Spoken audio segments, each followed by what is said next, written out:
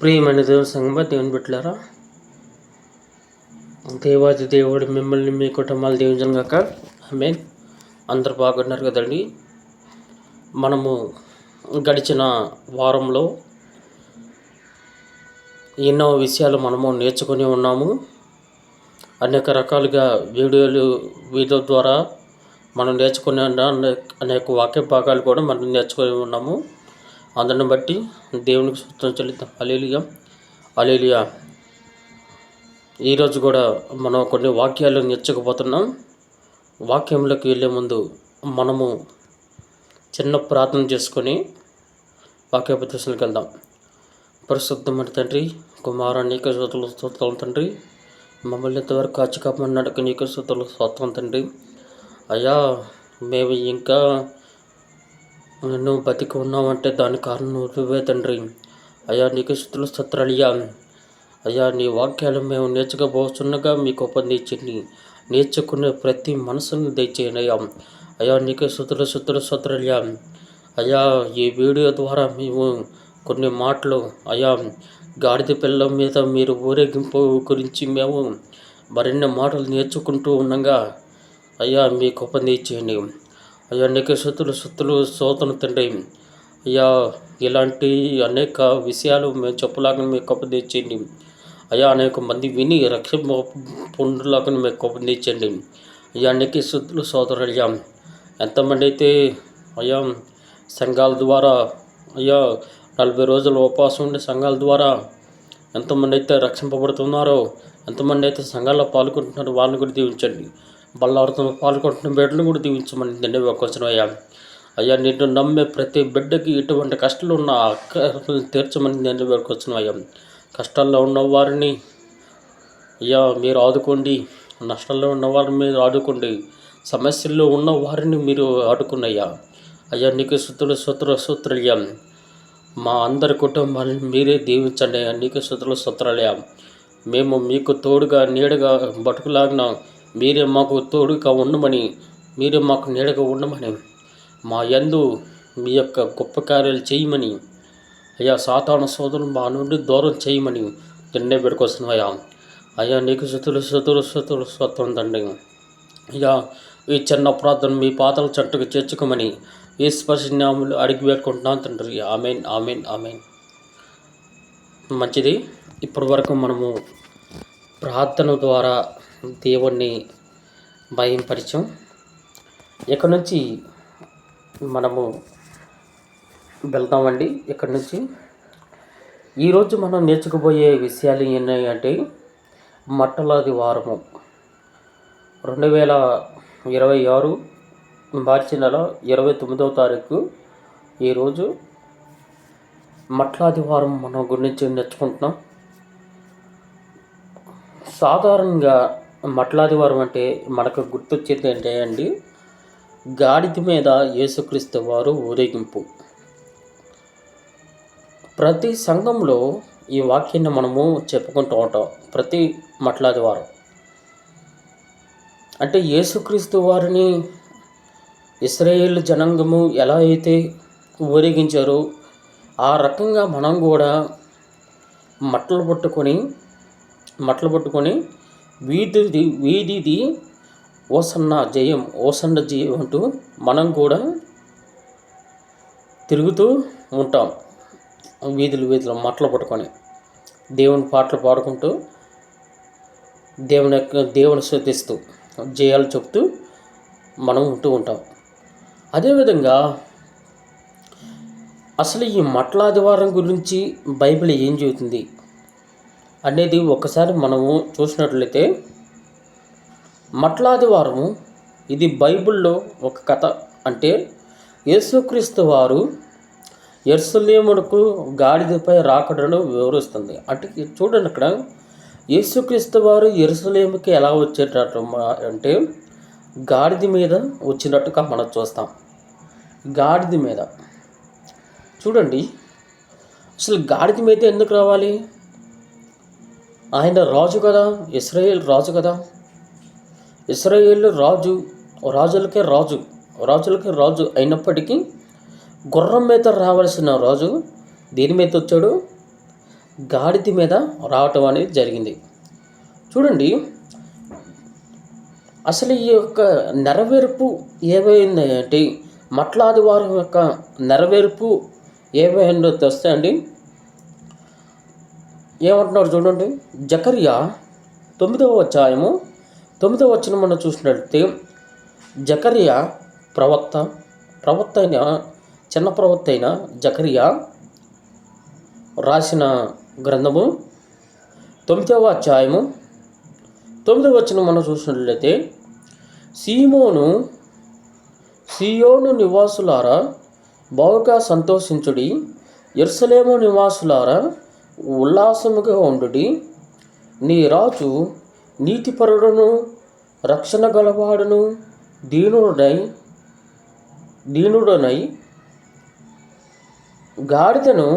గాడిద పిల్లను ఎక్కి నీ యొద్దకు వచ్చుచున్నాడు.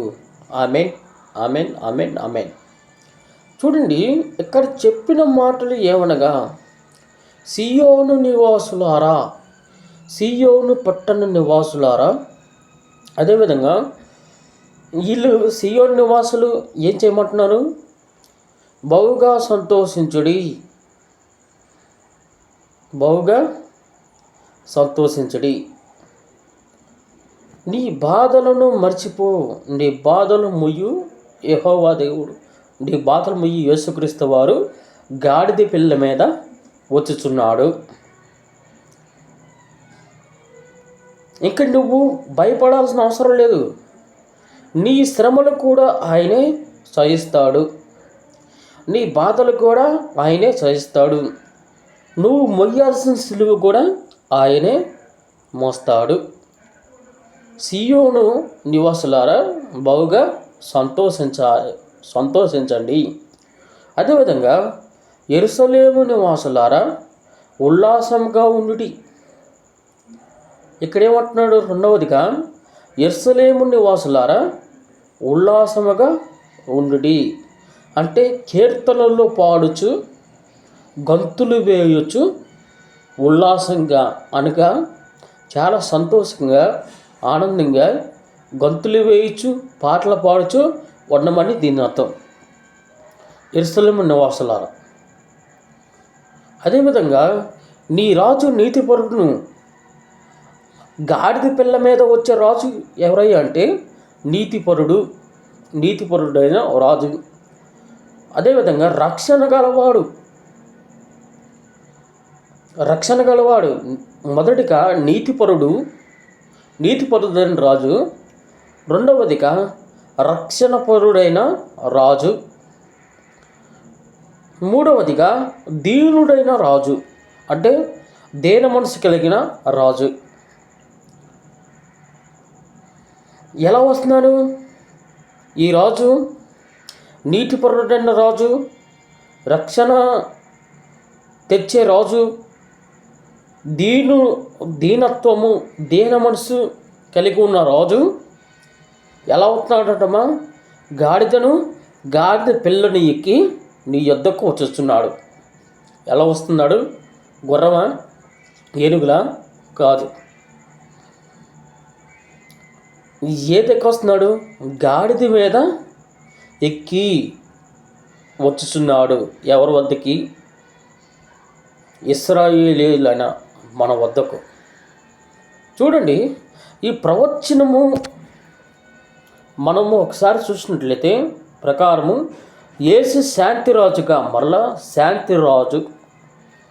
శాంతికి ఒక చిహ్నమైనది యేసుక్రీస్తు గాడిద శాంతిని బోధిస్తుంది, అంటే శాంతి గలది.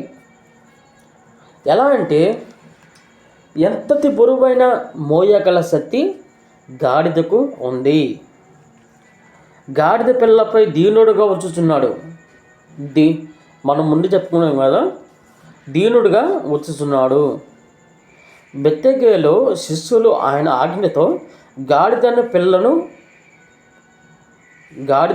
పిల్లను తెచ్చారు.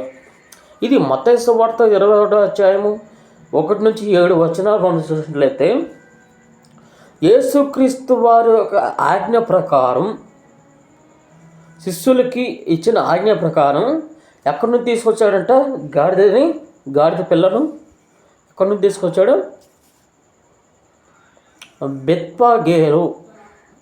బెత్పగేలో అన్న ప్రాంతం నుంచి ఈ కట్టబడిన గాడిదను, దాని పిల్లను తీసుకురావటం అనేది జరిగింది. ఎలా అంటే దేవుని యొక్క ఆజ్ఞ ప్రకారం. అంటే కల్మషం లేని ఒక గాడిద, కల్మషం లేదు అనగా పాపం అంటే ఎరగని ఒక జంతువు గాడిద. ఎంత బరువైనా మోయగల శక్తి గాడిదకే ఉంది. అందుకనే మనం చూస్తూ ఉంటాం, సమ్మర్ హాలిడేస్లో చూస్తాం,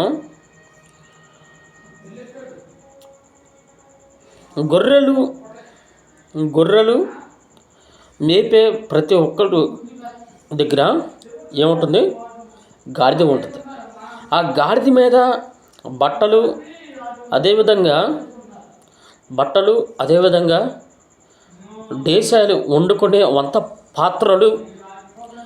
పాత్రలు ఇవన్నీ గాడిద పిల్ల మీద మోపేయటం అనేది జరుగుతుంది.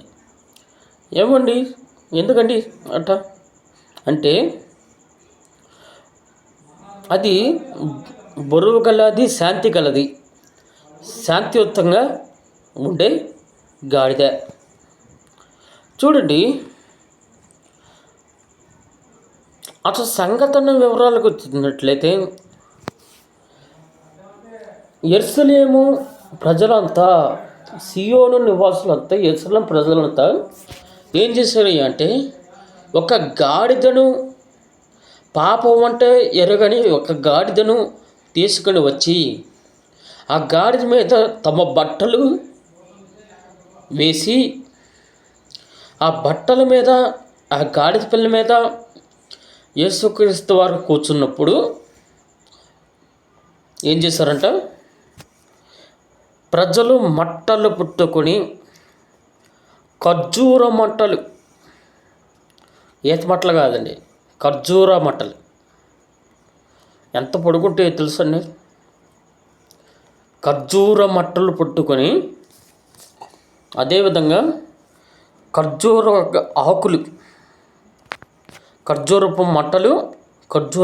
ఆకులు విసిరి, మట్టలు పట్టుకొని ఆకులు విసిరి ఓసన్నా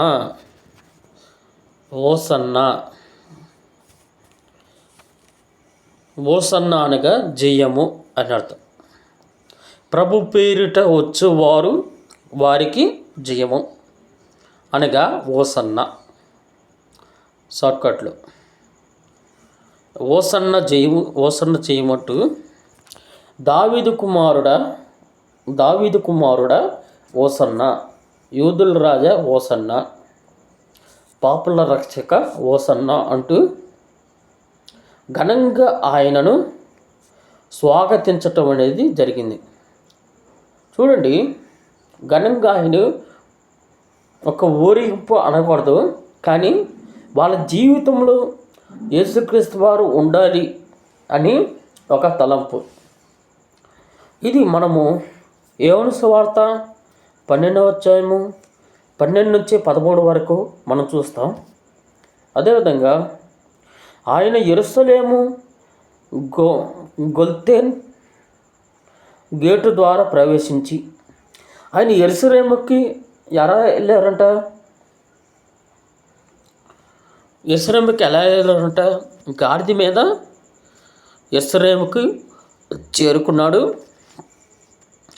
గొల్తేనా అనే గేటు అంటే ఊరికి, ఆ యెరూషలేము పట్టణానికి ఒక గేట్ అనేది ఉంటుంది. ఇప్పుడు దేశానికి మధ్య బోర్డర్ ఎలా ఉంటుందో, ఆ ఊరికి యెరూషలేము ప్రాంతానికి ఒక గేటు ఉంటుంది. ఆ గేటు ద్వారా ఆయన యెరూషలేముకు ప్రవేశించడం అనేది జరిగింది. మనకి Andhra border Tamil Nadu border, Telangana border ఉంటాయి కదండి. అంటే ఆ బోర్డర్ దాటామంటే అది ఇంకో రాష్ట్రం, ఆ బోర్డర్ దాటితే ఇంకో రాష్ట్రం, అలా ఉంటాయి కదండి. అలానే యెరూషలేము వెళ్తానికి ఆ గేటు దాటాలి. ఆ గేటు దాటి ఎప్పుడైతే లోనకి చేరారో అప్పుడు యెరూషలేము రావటం అనేది జరిగింది. ఆయన యెరూషలేముకి వచ్చి ఆలయాన్ని పరీక్షించాడట. ఆలయాన్ని పరీక్షించాడు యేసుక్రీస్తు వారు. ఆలయాన్ని పరిశీలించడం. ఈ కథ మనందరూ తెలుసు. బైబిల్లో ఎన్నోసార్లు చదువుకున్నాం, ఎన్నో సందర్భాల్లో మనం విన్నాం. యేసుక్రీస్తు వారు యెరూషలేముకి గాడిద పిల్ల మీద ప్రవేశించినప్పుడు ఆ యెరూషలేము సంఘంలో ఏం జరిగిందంటే బలులు